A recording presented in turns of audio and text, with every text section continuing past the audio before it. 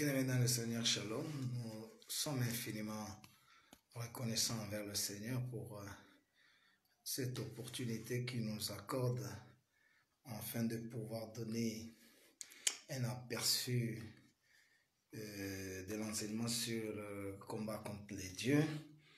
Nous voulons vous déconnecter de tout ce qui ne vient pas du véritable Dieu, parce que c'est le service envers le véritable Dieu qui a le bonheur.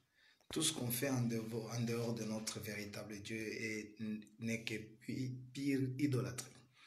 Il y a des péchés qui touchent directement la divinité. On parle de l'orgueil. L'orgueil, c'est l'homme qui se met à la place de Dieu. Il y a la désobéissance, il y a la rébellion, il y a l'idolâtrie, il y a la haine et les autres choses. Alors, lorsque Dieu vous appelle, il veut d'abord commencer par abandonner les idoles. Parce que selon l'apôtre Paul dans 1 Timothée, il dit nous nous sommes convertis en abandonnant les idoles. Donc, le premier point dans la conversion, c'est le combat contre les idoles. Parce que dans les enseignements passés, nous avions parlé sur les exigences de Dieu. Quand les dieux viennent au milieu d'un peuple, ils exigent un temple. Et le temple, selon Acte 17, permet aux dieux de chercher quelque chose. Alors, si votre corps devient le temple des démons, ils vont chercher quelque chose. Et la Bible dit dans les psaumes, le sang des enfants devient leur libation. Alors, ils vont chercher quelque chose, mais le véritable Dieu n'a besoin de rien. Et par le temple, ils vont maintenant se proclamer Dieu.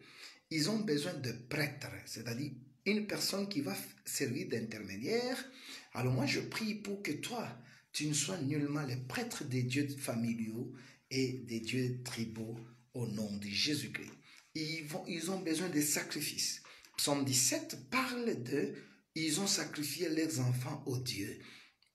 Alors la plupart des personnes ne comprennent pas la maladie, les complications viennent d'où? C'est véritablement un problème des dieux. C'est-à-dire les dieux cherchent toujours les sacrifices, ils cherchent les cultes.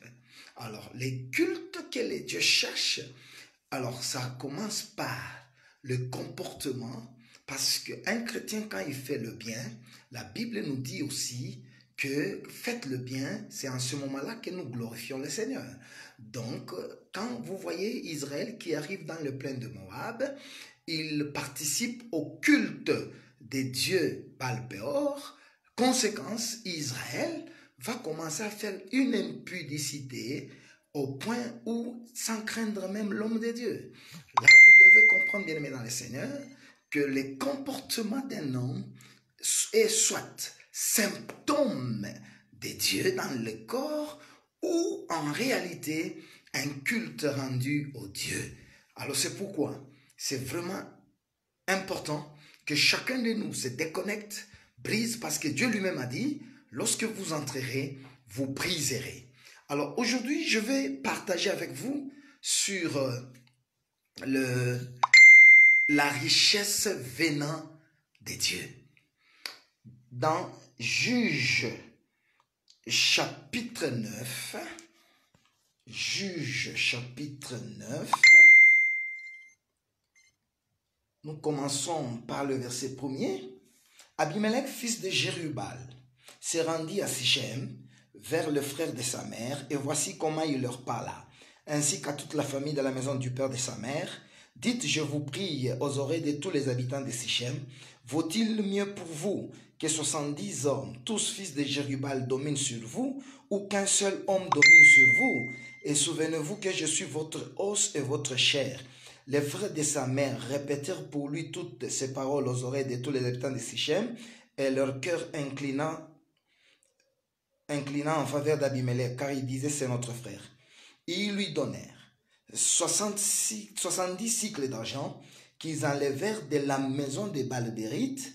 Abimelech s'en servit pour acheter des misérables et des turbulents qui allèrent après lui, au verset 5, il vint dans la maison de son père à Ophra et il tua ses frères, fils de Jérubal, 70 hommes sur une même pierre. Il n'échappa que Jotam, le plus jeune fils de Jérubal. Que Dieu bénisse cette parole. Donc nous voyons ici un homme, fils de Gédéon, comme un aigle, je ne veux pas voler, je veux courir, je veux marcher. Nous voyons que un homme voulait chercher le trône, il avait 70 frères, il est allé au frère de sa mère. Il a dit, voulez-vous que 70 règnent sur vous ou que moi-même je règne? Vous voulez quel système de gouvernement? L'épiscopalien ou le presbytérien? Un seul domine ou tout le monde domine? Alors, lui, il présente sa requête, il présente un besoin. Alors, le frère de sa mère, qui était adorateur des Balbérites, la Bible dit, ils sont allés dans la maison de leur Dieu, ils ont pris 70 cycles d'argent, ils donnèrent à Abimelech. Alors, Abimelech prend cet argent, derrière cet argent, il y avait une signification satanique, il y avait une puissance maléfique. Avec ces 70 cycles d'argent, il ne savait pas que c'était la vie de ce frère. 70 cycles d'argent, et il est parti, il a tué tous ses frères. Bien-aimé dans le Seigneur, je ne sais pas, l'argent que tu as de ton minéral, de ta dot, du travail que tu fais, le capital et j'en passe les autres choses, quand tu les as reçus, ça venait d'où? Ça venait d'où, bien-aimé dans le Seigneur? Et il y a eu des conséquences après avoir reçu cet argent. Que des personnes meurent, que des familles se divisent, que des choses ne marchent pas depuis que tu as reçu l'argent qui vient de Baal-Bérite. Mais quand il a commencé à tuer, Deutéronome 7, la Bible dit, quand vous détruirez les idoles, ne convoitez pas les choses qui sont sur elles, ni l'or, ni l'argent. Il y a beaucoup de personnes, leur vie est bloquée, leur mariage ne marche pas. D'où venait l'argent? D'où venait l'argent? Voilà pourquoi, quand vous recevez Jésus-Christ, vous êtes un peuple béni parce que, tout devient pur pour vous. Peu importe la source de cet argent, peu importe qui a payé la dot ou la prédot, en Jésus-Christ, tout devient sanctifié. Mais je voudrais dire à quelqu'un, si l'argent de Baal-Bérite peut tuer tous nos frères, un seul va échapper, c'est Jotam. Et c'est Jotam-là, c'est ce frère ou c'est cette sœur qui m'écoute en ce net moment. Dieu va t'aider. Dieu va te faire échapper. Et tu seras la personne qui va déclarer des choses qui anéantiront le règne d'Abimelech. Je voudrais dire à quelqu'un, tout ce que tu as mangé, tout ce que tu as eu, l'argent que tu as eu, toute signification derrière cet argent-là soit anéanti au nom de Jésus-Christ. Que le Dieu de paix bénisse chacun de vous. Que la gloire et la paix soient votre partage.